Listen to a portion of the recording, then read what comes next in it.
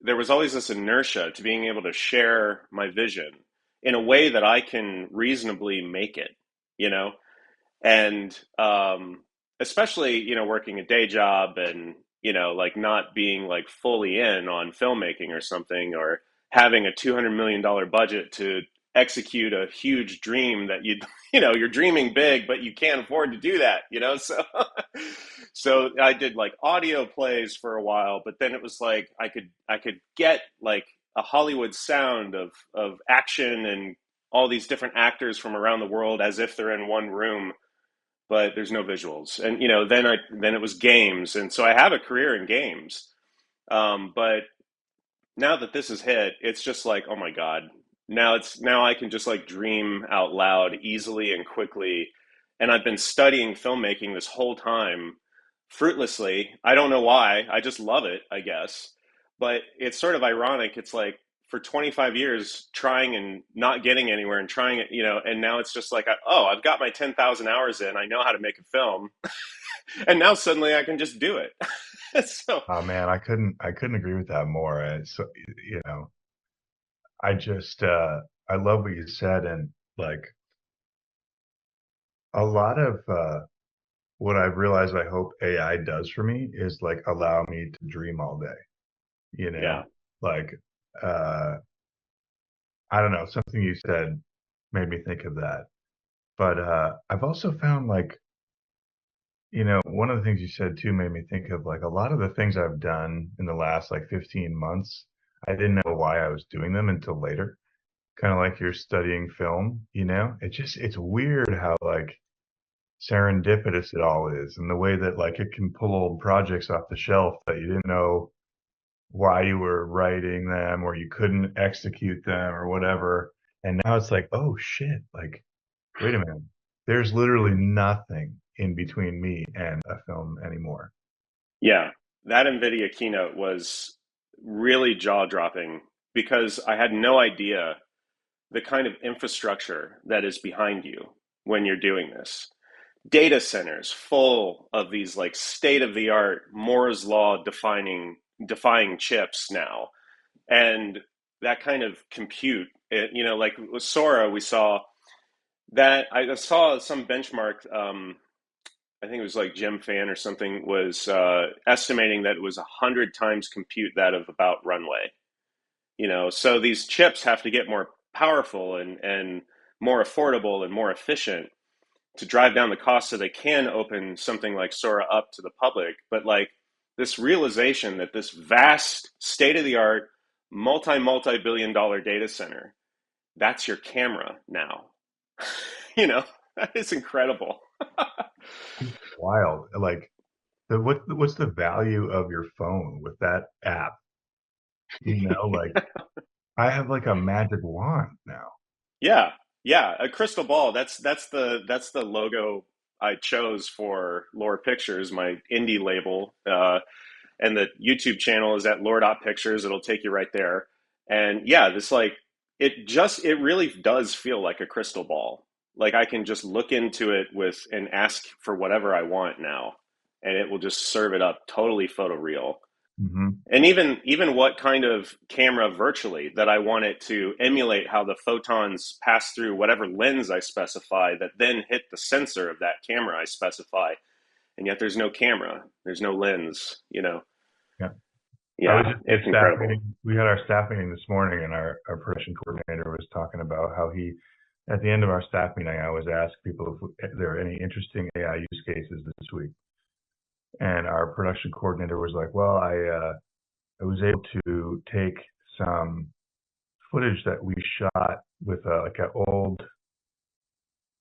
older camera. It was like 1080, and we had shot some new stuff at 4K. And he was like, I used Topaz, and I got the 1080 up to 4K. And I was like, the reason why that's so interesting is it begs the question, like, why do I need the nice camera? You know, Yeah. those kinds of moments happen so frequently now, where it's just like, Yeah. what do you mean I could just use the remix tool and I don't have to cut my music to time anymore? Or like, what do you mean I can take an interview transcript into Claude and like have a paper edit in 2 seconds for a client visit. Like, I don't think people really realize how much we are already, like, this has already happened, and we're already in a whole new epoch of computation, and because everything has been computerized now, that means everything is now going to be revolutionized, especially filmmaking. And there is like a lot of, I think, kind of like, it's very understandable that if you've spent your whole life trying to become an expert at like one facet of filmmaking, or like concept art, or this or that, there's a lot of hostility, or just the whole ecosystem around all of these different craftspeople and VFX shops and all of this stuff, that I think it's this concept of like Promethean shame, that these machines now can do this auto magically, and it almost is like, what are you talking about? This is absurd, no way, and they'll find excuses to reject it, and it's maybe a self-preservation thing. But at the same time, I'm just not in that camp where I'm just like, no, don't you understand what this all unlocks for us, how much more dreaming we can do, and faster and more efficient. And so that same concept artist could do, instead of spending a month doing one piece, he can spend a, a month doing 1,000 pieces or something. So I think this has totally changed storyboarding forever. Like, I can't imagine ever hand drawing a storyboard now ever again. no. Yeah, it's crazy. I mean, you could start there and then probably have an AI tool pick it up and run with it, you know. Yeah, for sure. I could see that being like just a quick, but aside from that, it's just not, it's not anything. I've been really focused on like, okay, well, what can it not do? What's left for me? Yeah, yeah, right. And there's plenty. It's all the stuff I do that I enjoy. All the Yeah, creative decision making, all the nuance discovery, all the strategy, all the emotional intelligence, all that stuff isn't going anywhere. I just yeah. they're tools, you know. It it is kind of. I mean, there isn't going to be much stopping AIs from prompting themselves and making whole films themselves. And I think that's probably where some of this will inevitably go. Like, Netflix kind of did something like that, and made kind of a point about that, like, you'll sit down in front of your Netflix app and it'll ask you, what do you want to watch tonight? And it'll just generate it on the fly, bespoke to you. And it might know your whole profile, if you allow it, to then custom tailor a movie that it knows you will actually like. But I think there's also kind of just like, people might not be, people will still want to express themselves, and that will be interesting, that people have things to say. And just because there are typewriters doesn't mean everybody became a novelist either. So, Well, I think you can see that now. Like all these amazing tools came out, and for the most part, very little storytelling came with it. yeah. Everyone kind of went, "Ooh, novel! Look what I can do," and generated some images that were really cool. But even with Sora too, it'll be the same way. It'll be like, "Look at this 60-second clip I made." But so what? That's the new bar. That's the new Yeah. benchmark. Like, but It'll have to come back down to craft. Like, you have to still have good craft.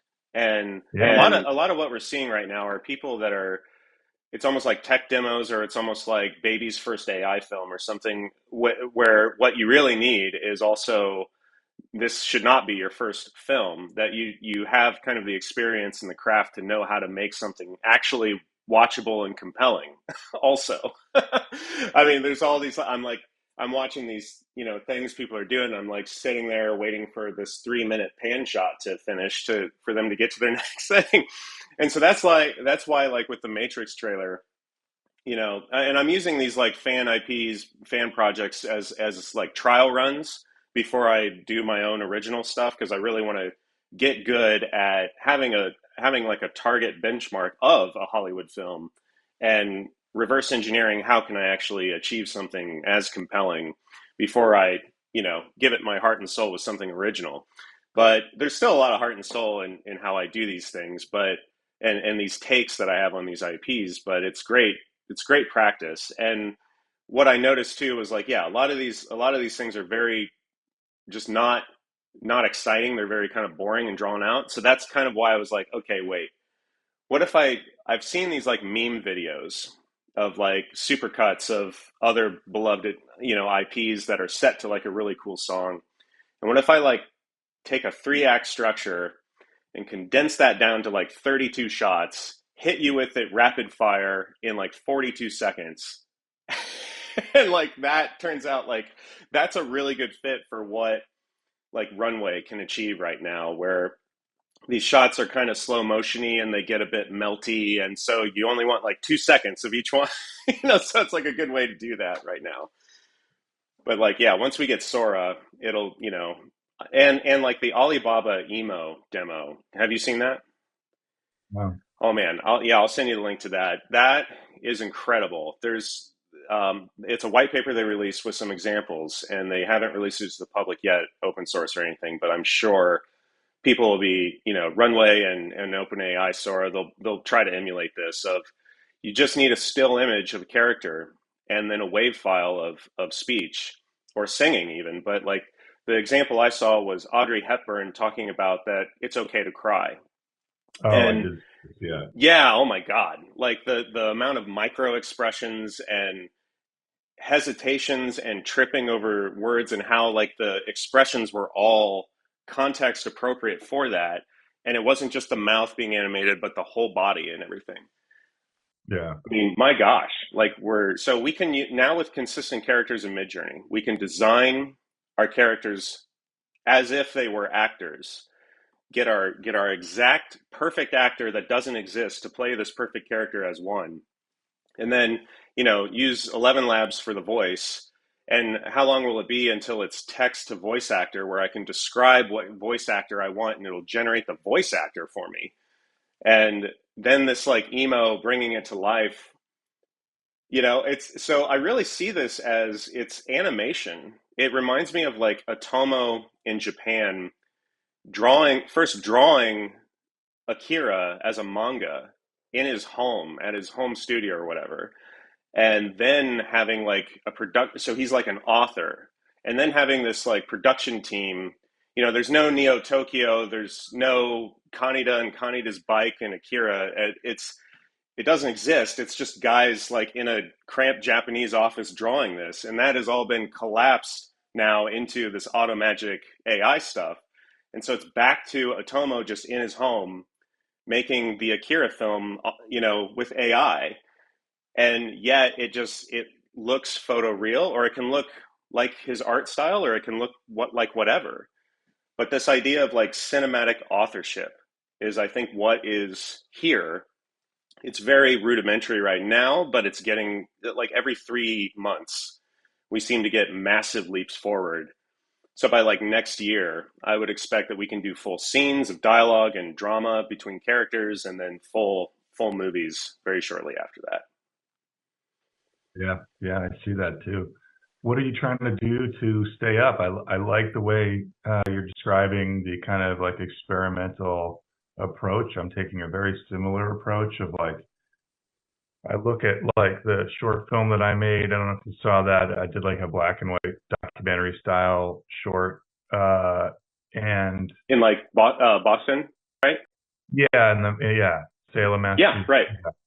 Yeah, Um, right. and what was I going to say about that? Oh, just that I look at it now like my vehicle for testing out this new technology when it comes out. Like it's, I built the assembly line for the Model T, and when Sora comes Yeah. out, I'll update the assembly line with the new tech and make, the next version of that. And that's kind of how I'm thinking about a lot of my projects now. Uh, they're like practice projects that I think can turn into vehicles uh, for me to communicate. I'm going to have like I'm working on a single frame comic, Hmm. trying to consistently generate a comic that I can try to use AI to both generate the image and be funny. It may help me be funny, Yeah, yeah. commenting on the state of AI. I'm thinking about a book, believe it or not, taken from the transcripts of consulting I'm doing now.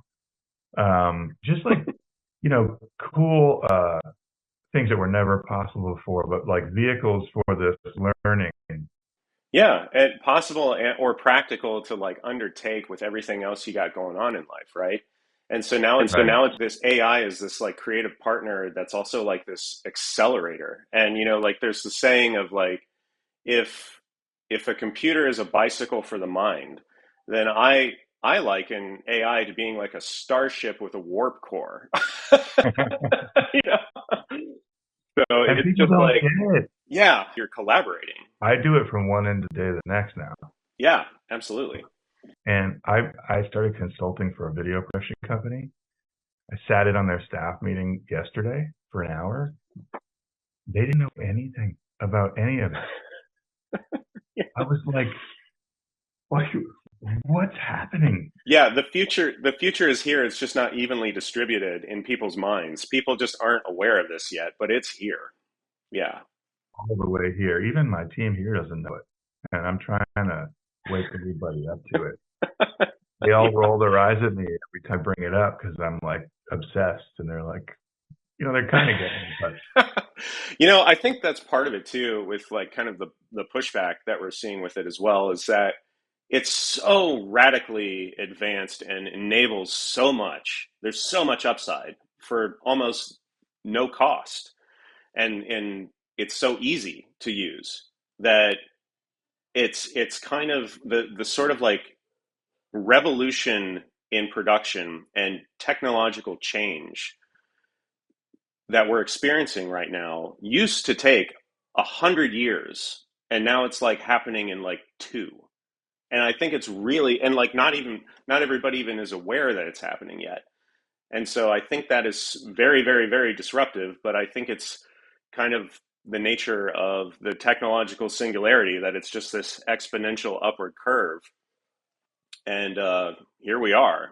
This has been talked about for a long time, that this is coming, and people maybe didn't believe it or didn't have any reason to care to believe it. But now it's going to change a lot of things about our lives and what we can do and how we make money, and all of these things.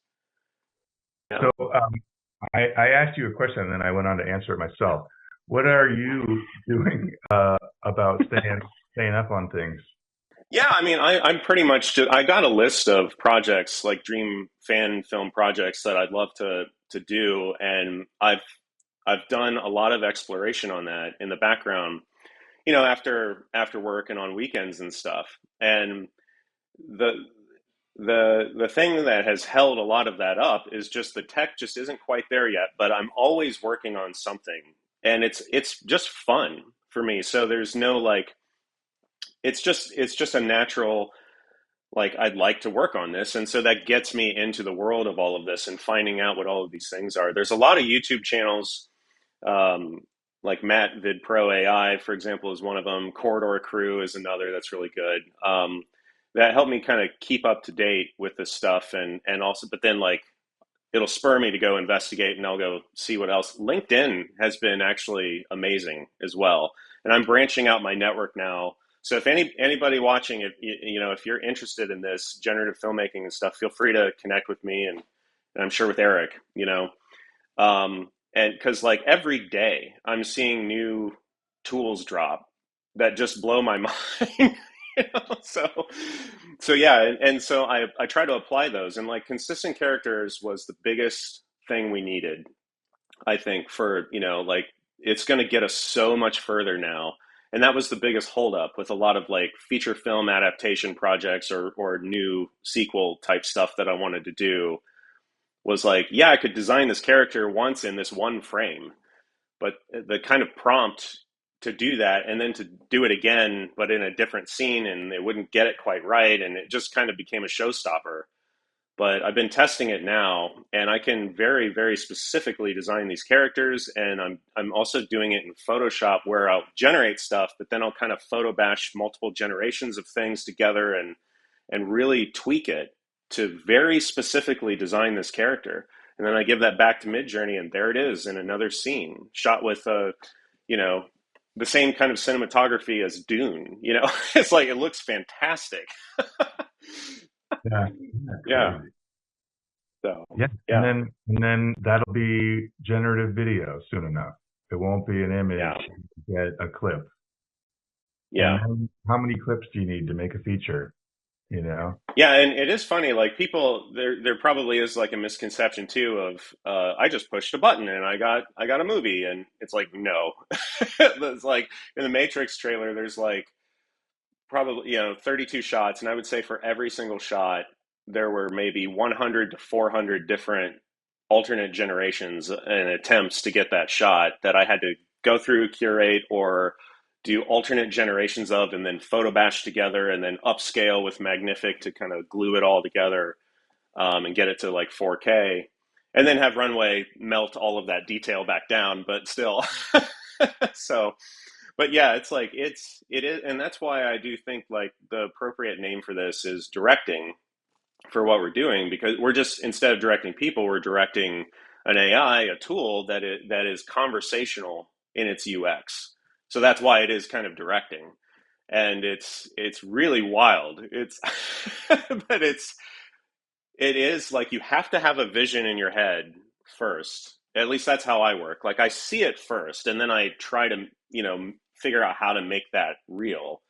And with AI, particularly Midjourney, I think it's the best. It's just it's at warp speed for how to achieve that. It's incredible. Um,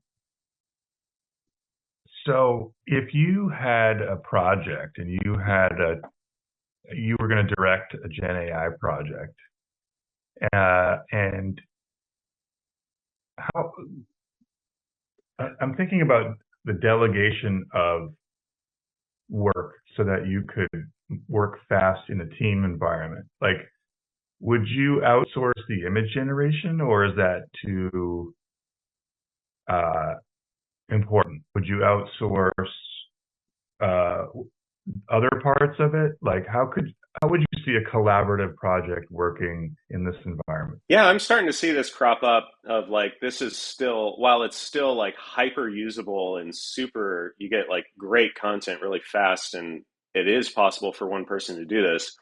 There's kind of this suggestion now that it's still a lot of work, especially for like a feature, or if you want to keep a pace for like a YouTube channel of releasing content. Like, yeah, I could see at that point I might need some help. That's actually my goal with Lore Pictures, is to, on YouTube, to kind of create this like mini HBO Now or whatever, mini Netflix of just my content that I can, then it builds up and I can monetize the channel and maybe do this as for a living or something. But right now, I actually really enjoy doing all of it. And I am that type that does want to do all of it. And to me, that's why it's like cinematic authorship. But I could just as, especially for original IP, you're going to spend a lot of time writing, and Chat GPT can help you accelerate that quite a bit. But still, there's a lot of world building and concepting of ideas that you have to do just to, before you can even get to prompting your first actual usable frame.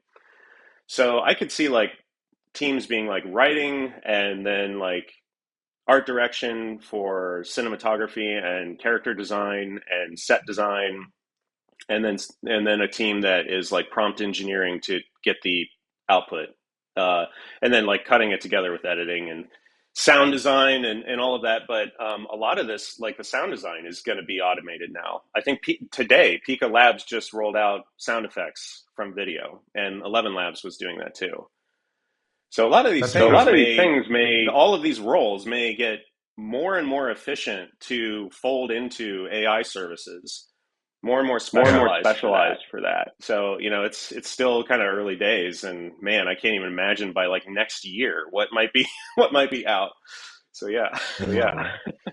Well, I asked because I'm meeting a lot of people like us that are enthusiastic AI creators at the beginning of the journey here, and there's a lot of really skilled, experienced people who are hungry for real projects and kind of waiting in the wings and doing their push-ups, Yeah. while the tech advances. So I just am curious, I've been thinking a lot about like how could I get involved with more projects, and I've been pitching this to some of my colleagues who have like labs or different programs that could facilitate something like putting together a group of four people like you and I that could collaborate on a project in like a month, each put in Yeah. like, I don't know, 4 hours a week, 10 hours a week, like something manageable, Hmm.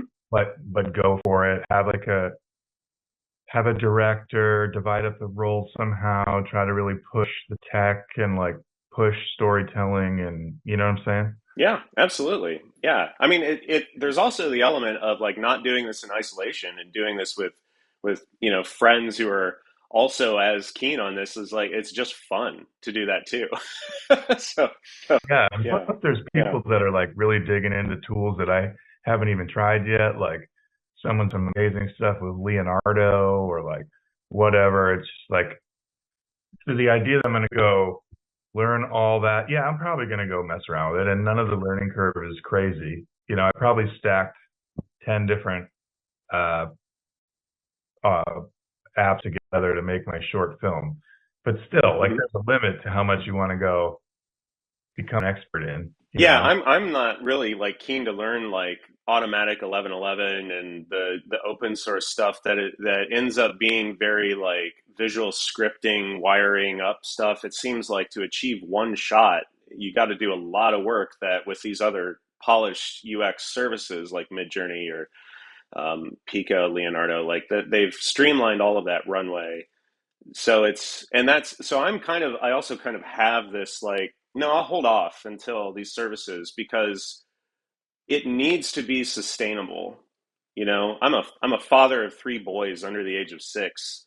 I've got a full-time job. Like, it's I can't be, and the volume of content that I want to produce and how big I want to dream with it, like the tools have got to be sustainable. But fortunately, they are well aware of that, and they're making them. So thank goodness. Oh my God, man, I couldn't agree more. I'm trying to move with you know, keeping my center of gravity. Like I don't want to overextend too far. I have Yeah, four young kids myself. My oldest is 10, my youngest is 1. So like, yeah, and I have a full-time job, and like, you know, so I have the same exact pressure of like, yeah. this cannot be. I already have negative time available. Like, Right. Yeah. And that's what's so cool too, is that this is going to bring out all of these filmmakers that can actually make compelling cinema, but never could have had that opportunity before. And I'm really excited for the future of this because I think the filmmaking industry is going to evert, and these tools are going to get so good and so polished over just the next like 2 years, even that we may start to see a phenomenon of this kind of generative filmmaking is going to be the de facto default of how content and cinema is made. And it will become, maybe in 5 years, it'll start to become the exception that you will spend $200 million with a crew and an expensive camera and catering and location permits and multi-million-dollar actor deals to shoot it for real. But that will be like a novelty that will in itself become more special, and it'll be a spectacle unto itself that they actually shot this. Yeah, sort of like how Nolan will shoot on IMAX, and that's like, oh my god, wow, but the hassle of it is a huge headache. Yeah, yeah. So yeah, it's so we're also gonna get this like plurality too of voices and perspectives. And right now, what we have is kind of like monolithic. These five megacorps control all media, and so we get this like monolithic agenda of the kinds of stories and the tone that they're wanting to tell kind of like shoved down our throats, and yet it's like it's got to do $1 billion at the box office, so it has to appeal to everybody. And like in doing that, I think you'll inevitably disenfranchise all kinds of different people. So now it's more like specific kinds of voices, and a whole plurality of different voices can make content for specific audiences looking specifically for that kind of content. It's sort of like how the music industry democratized and then everted, and now on Spotify, you can find any genre that you would want. But is anybody becoming like a multi-million dollar rock star anymore? Like that has kind of gone down a bit. But if I had to pick between a closed system where only the select few who are gate kept get to become $1 million rock stars, but no one else gets to express themselves musically where anyone will hear it, or everybody gets to do it and everybody gets to put their music out, but you're not going to make as much. Well, I definitely choose that for sure, because this is just so much fun. Yeah. It's just the amount of personalization and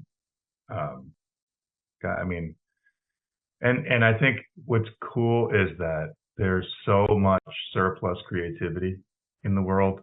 Yeah. Forget about in business. I usually when I say that I'm talking to someone in a work context, and it's like your employees have more creativity than their job requires. Oh Uh, yeah. just in the world, like just the amount of creativity that can be unlocked to create Yeah. these things. It's really, It's sort of like Plato's cave, and everybody's been seeing just these shapes of shadows on the wall. And not only now is it there are new shapes of shadows on the wall, but like actually just get out of the cave and look at all of the other kinds of things that you never even thought were possible that now are going to start spilling out constantly. And that kind of like level of creativity that we're about to experience across the world from all kinds of different voices is such a joyful prospect that I don't know how you can't help but be excited about it. Yeah. well, there's the clip I'm going to post. Yeah, there we go. I mean, it's great. It's great. I mean, I just love what you're saying, man. I just, I completely agree on all of it. It's an Yeah. exciting time, and I'm just trying to figure out how to, I feel like 2023 was like I saw the wave and started paddling my ass off, and now I'm kind of like up on the board, but it's a fucking tsunami, and like I'm just trying to stay up. Yeah, how many people saw the Sora demo, and actually their response was like, as an AI filmmaker, like to be scared of like, oh my gosh, I'll be able to do this. Right? Yeah. It's like this mixture of like joy and terror at the same I time. know. I know. I think, I'm feeling pretty comfortable, but I see a lot of people freaking out. You know, Oh yeah. just, Yeah. I think it's funny that everyone expected their thing to stay the same. Yeah. Right. This has happened many times before. I Yeah. just made a film Yeah. about my ancestor who was a barrel maker. There's not many of them anymore. You know what I mean? Like, Yeah. who are we kidding? It was going to just be coasting until we retire. Yeah, right. And I often say too, it's like, guys, this is happening. They're very clear that like this is all that the stock market is talking about. And, like this is all that big corporations are interested in right now is like, so it's like this is going to happen. There's just because you posted against it on LinkedIn doesn't mean that they're just going to be like, oh, you know what, we better not do this. So they're gonna figure out how to regulate it, and they may pay some settlements and some, what I call like speeding tickets, right, from the social network. That like they'll have to kind of pay their fines for warping us into the future, but they'll figure it out and they'll get it all sorted. But I don't think the genie's going back in the bottle here at all. Yeah. Oh, threats to humanity, whatever. Yeah. Yeah, it's just and it's that dichotomy, that kind of binary thinking that it's going to like destroy all of our lives, but or like I just see it as no, it's going to give us that Star Trek future that we thought we were getting at the advent of the millennium.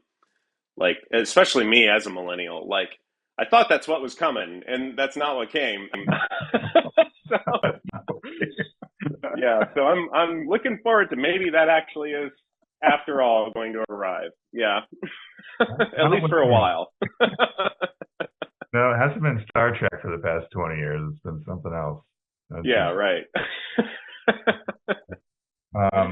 sure.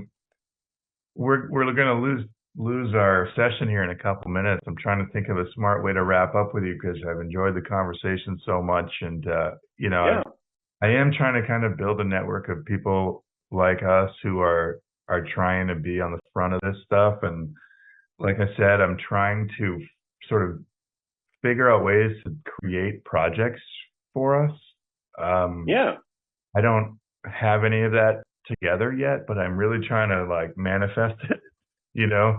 Like yeah, I know a lot of people, and it's like, come on, somebody put some money up on the table here. And like, if we need a client to step up or an investor to step up, let's get like a handful of the people doing the best work right now and do something and take it up a yeah, notch. You know what I mean? yeah.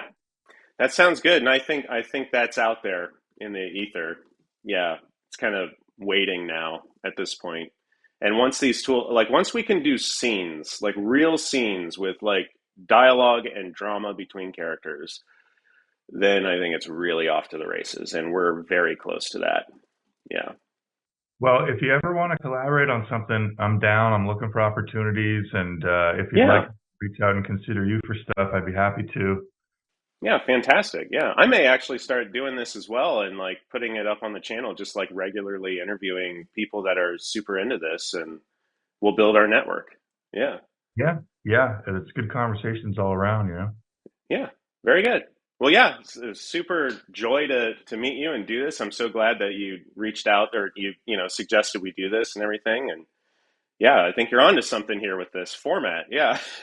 Well, so you're okay if I post a clip or two of this? Yeah, absolutely. Yeah, just tag me in it and if you can put www.lore.pictures and that'll be great. Awesome, Awesome. awesome. All right, well, I'll be in touch for sure. Okay, thanks a lot. Have a good one. See ya.